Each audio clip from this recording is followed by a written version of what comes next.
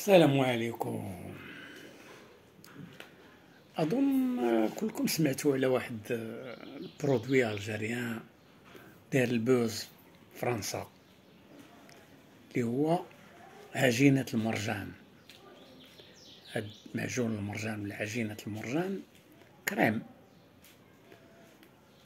شوكولا، فيها يمكن دي زاروم اخرين ديال الفروي ساش فيها شي.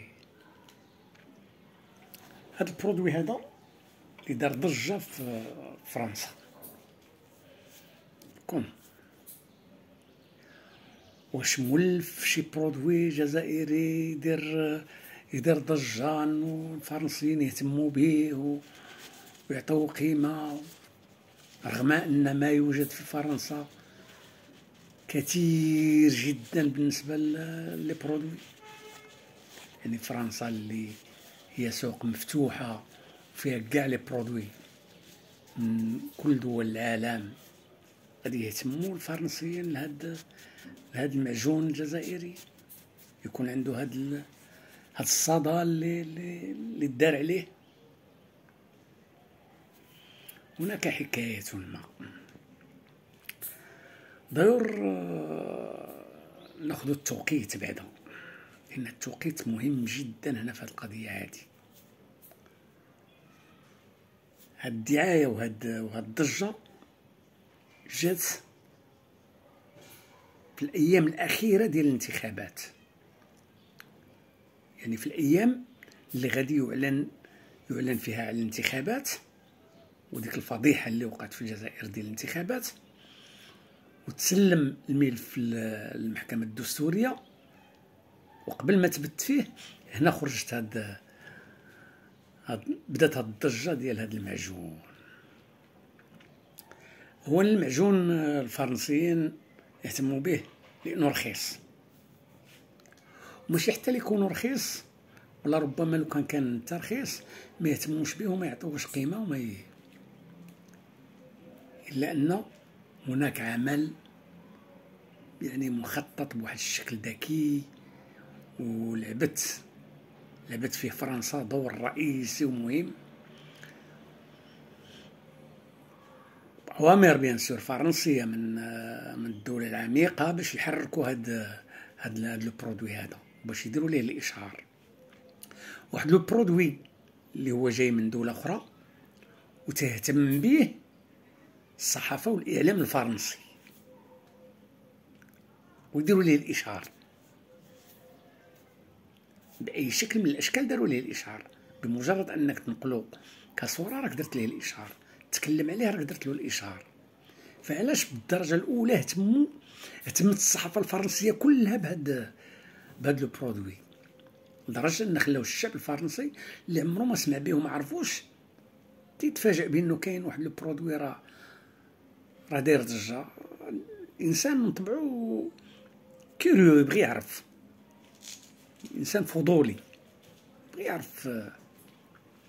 كي تسمع شي حاجة كاينة جديدة وعلى بورتا ورخيصة، خصك تذوق، تعرف، تشوف، تستفسر، تعرف علاش، تعرف السر تاع هاد الدعاية. وهنا كانت الدعاية جد يعني مخدومة بواحد الشكل احترافي، انهم حركوا الرأي العام الفرنسي، لأنه هو اللي يهمهم بالدرجة الأولى. إن الرأي العام الفرنسي عنده ارتباط بالجزائر، يناقش الموضوع الجزائري، إعلام الفرنسي يناقش الموضوع الجزائري. فهنا كل شيء تخلص باش يدير الدعاية لهذا المنتوج. وحركوا وسائل التواصل الاجتماعي بشكل كبير باش يدير الدعاية لهذا المنتوج. والسبب ولفت النظر ديال كاع المتتبعين للشأن الجزائري لهذا الموضوع. غادي يناقشوا الانتخابات، ويناقشوا التزوير، ويناقشوا الديكتاتورية، ويناقشوا الدولة الشمولية، ويناقشوا الحقرة ديال الشعب الجزائري، ويناقشوا الظروف اللي دازت فيها الانتخابات، ويناقشوا أرقام التصويت والشوهة اللي وقعت. عطاوهم يناقشوا المرجع. ونفخوه بواحد الشكل يعني يخلي اللي ما يهتمش يهتم. كيتلقى كاع الاعلام يهضر عليه، الصحف الفرنسيه كلها، يعني الاعلام الفرنسي كله مهتم بهذا الموضوع، فسي نورمال تهتم به انت كمواطن، تمشي تهتم به تشوفو. وهنا غطاو على الفضيحه ديال الانتخابات الجزائريه، يعني وجهوا الراي العام الفرنسي والجزائري الموضوع اخر.